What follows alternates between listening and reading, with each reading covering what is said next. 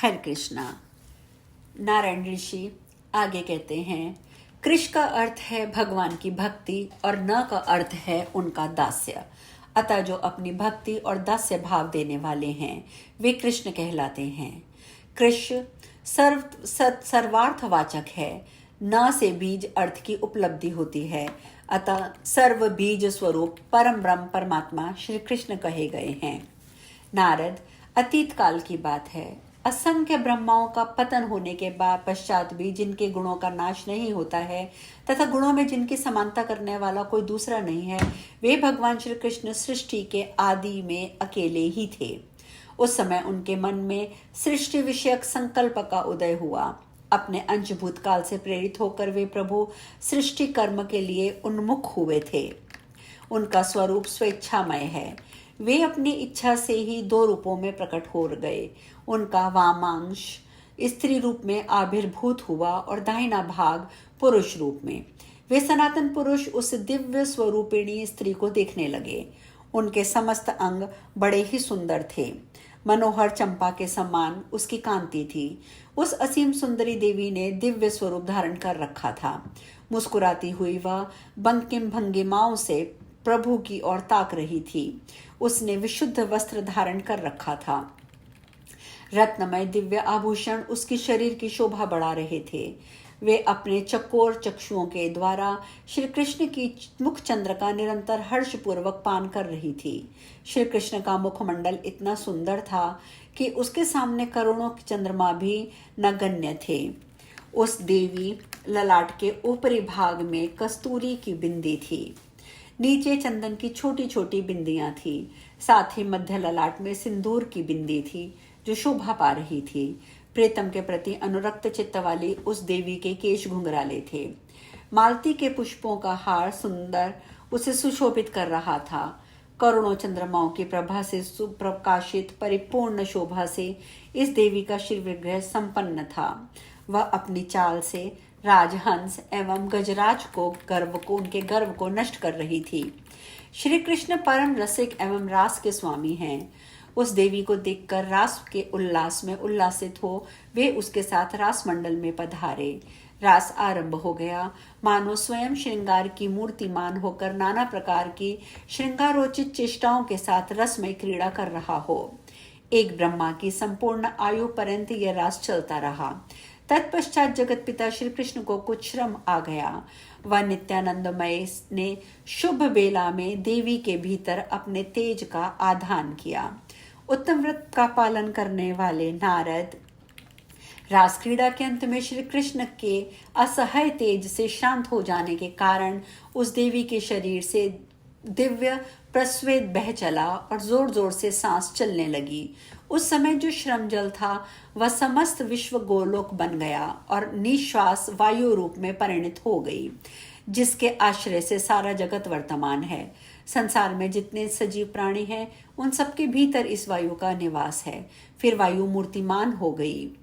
उसके वामंग से प्राणों की प्यारी स्त्री प्रकट हुई।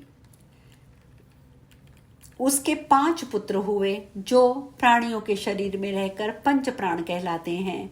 उनके नाम प्राण, अपान, समान, उदान और व्यान। यूं 5 वायु और उनके 5 प्राण हुए। पसीने के रूप में जो जल बह रहा था वही जल का अधिष्ठाता देवता वरुण हो गया। वरुण के बाएं अंग से उनकी पत्नी वारुणियानी प्रकट हुई। उस समय श्री कृष्ण की वह चिन्मयी शक्ति उनकी कृपा से गर्भ स्थित का अनुभव करने लगी। 100 मनवंतर तक ब्रह्म के तेज से उनका शरीर देदीप्यमान बना रहा। श्री कृष्ण के प्राणों पर उस देवी का अधिकार था। श्री कृष्ण प्राणों से भी बढ़कर उससे प्यार करते थे। वह सदा उनके साथ रहती थी। श्री कृष्ण का वक्षस्थल ही उनका स्थान था। 100 मनवंतर तक व्यतीत हो जाने पर उसने एक सुवर्ण के समान प्रकाशमान बालक उत्पन्न किया।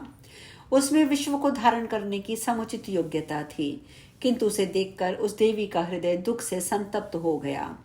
उसने उस बालक को ब्रह्मांड गोलोक के अथाह जल में छोड़ दिया। इसने बच्चे को त्याग दिया। ये देखकर देवेश्वर श्री कृष्ण ने तुरंत उस देवी से कहा, अरे कोपशीले, तूने ये क्या किया जो स्वयं बच्चे का त्याग कर दिया? ये बड़ा घृणित कर्म है। इसके फलस्वरूप तू आज से संतानहीना हो जा। ये बिल्कुल निश्चित है। यही नहीं, किंतु तेरे अंश से जो जो दिव्य स्त्रियां उत्पन्न होंगी वे सभी तेरे समान ही नूतन तारुण्य से संपन्न रहने पर भी संतान का मुख नहीं देख सकेंगी। इतने में उस देवी की जीभ के अग्रभाग से सहसा एक मनोहर कन्या प्रकट हो गई।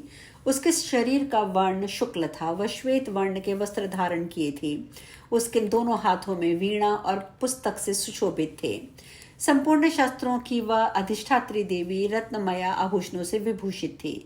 तदंतर कुछ समय व्यतीत हो जाने के पश्चात वह मूल प्रकृति देवी 2 रूपों में प्रकट हो गई। आधे वाम अंग से कमला का प्रादुर्भाव हुआ, दाहिने से राधिका का। उसी समय श्री कृष्ण के भी 2 रूप हो गए।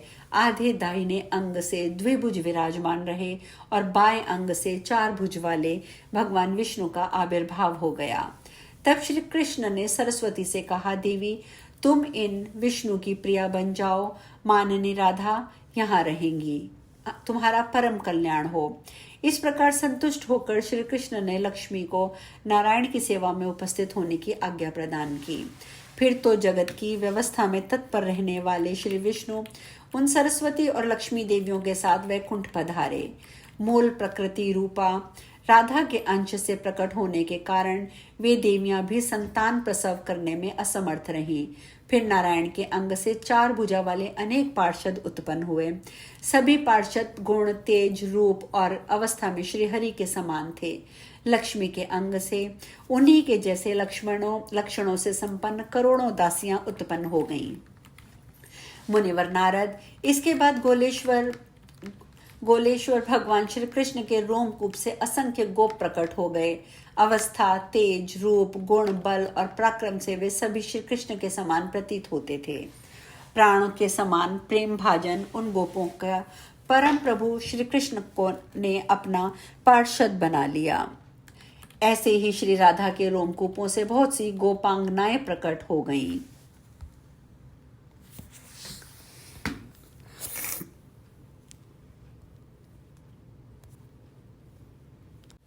वे सभी राधा के समान जान पड़ती थी। उन मधुर भाषिणी कन्याओं को राधा ने अपनी दासी बना लिया। वे रत्नमय भूषणों से विभूषित थीं। उनका नया तारुण्य सदा बना रहता था। परम पुरुष के शाप से वे भी सदा के लिए संतानहीना हो गई थी। विप्र, इतने में श्री कृष्ण के शरीर से देवी दुर्गा का सहसा आविर्भाव हुआ। ये दुर्गा सनातनी एवं भगवान विष्णु की माया हैं। इन्हें नारायणी, ईशानी और सर्वशक्ति स्वरूपिणी कहा जाता है। ये परमात्मा श्री कृष्ण की बुद्धि की अधिष्ठात्री देवी हैं। संपूर्ण देवियां इन्हीं से प्रकट होती हैं। अतएव इन्हें देवियों की बीज स्वरूपा, मूल प्रकृति एवं ईश्वरी कहते हैं। ये परिपूर्णतमा देवी तेज स्वरूपा और त्रिगुणात्मिका हैं। तपाए हुए सुवर्ण के समान इनका वर्ण है। प्रभा ऐसी है मानो करोड़ों सूर्य चमक रहे हों। इनके मुख पर मंद मंद मुस्कुराहट छाई रहती है। ये हजारों भुजाओं से सुशोभित हैं। अनेक प्रकार के अस्त्र और शस्त्रों को हाथ में लिए रहती हैं। इनके 3 नेत्र हैं। ये विशुद्ध वस्त्र धारण किए रहती हैं। रत्न मिर्चित विभूषण इनकी शोभा बढ़ा रहे हैं। संपूर्ण स्त्रियां इनके अंश से कला से उत्पन्न हैं। इनकी माया जगत से समस्त प्राणियों को मोहित करने की इनमें समर्थ है। सकाम भाव से उपासना करने वाले गृहस्थों को यह संपूर्ण ऐश्वर्य प्रदान करती हैं। इनकी कृपा से भगवान श्री कृष्ण की भक्ति उत्पन्न होती है। विष्णु के उपासकों के लिए ये भगवती वैष्णवी हैं। मुमुक्षुजनों को मुक्ति प्रदान करना और सुख चाहने वालों को सुखी बनाना इनका स्वभाव है। स्वर्ग में स्वर्ग लक्ष्मी, गृहस्थों में गृह लक्ष्मी के रूप में ये विराजती हैं। तपस्वियों के पास तपस्या रूप से, राजाओं के यहाँ श्री रूप से, अग्नि में दायिका रूप से, सूर्य में प्रभा रूप से, चंद्रमा और कमल में शोभा रूप से इन्हीं की शोभा होती है। सर्वशक्ति स्वरूपा ये देवी परमात्मा श्री कृष्ण में विराजमान रहती हैं। इनका सहयोग पाकर आत्मा में कुछ करने की योग्यता प्राप्त होती है। इन्हीं से जगत शक्तिमान होता है। इनके बिना प्राणी जीते हुए भी मृतक के समान है। नारद, ये सनातनी देवी संसार रूपी वृक्ष के लिए बीज स्वरूपा हैं।